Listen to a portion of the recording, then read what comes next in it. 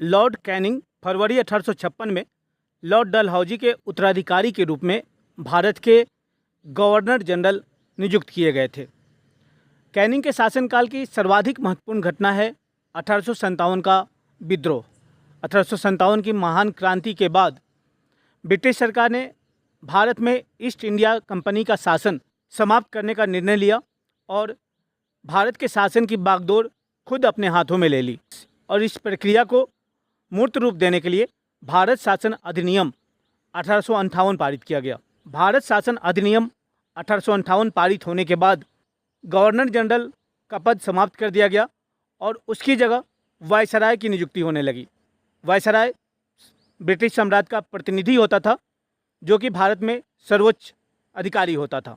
Lord Canning जो फरवरी 1856 से भारत के गवर्नर जनरल थे, वही लॉर्ड कैनिंग 1 नवंबर 1858 से भारत के वायसराय बन गए। इस तरह लॉर्ड कैनिंग भारत के पहले वायसराय बने। वे मार्च 1862 तक भारत में वायसराय के पद पर रहे।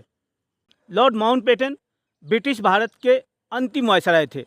फरवरी 1947 में लॉर्ड कैनिंग के उत्तराधिकारी के रूप में भारत का वायसराय नियुक्त किया गया था।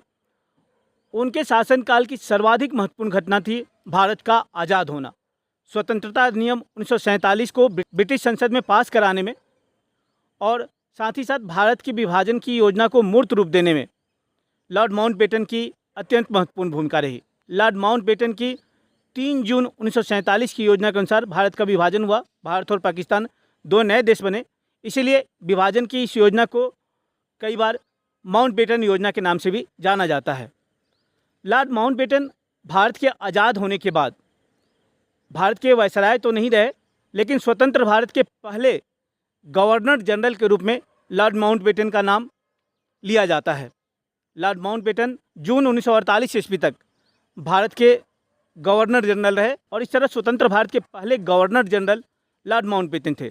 स्वतंत्र भारत के अंतिम गवर्नर जनरल और प्रथम भारतीय गवर्नर जनरल सी राजगोपालाचारी थे। सी राजगोपालाचारी इस पद पर 26 जनवरी 1950 तक रहे, जब ये पद समाप्त कर दिया गया। भारत के राष्ट्रपति को भारत का प्रथम नागरिक घोषित किया गया।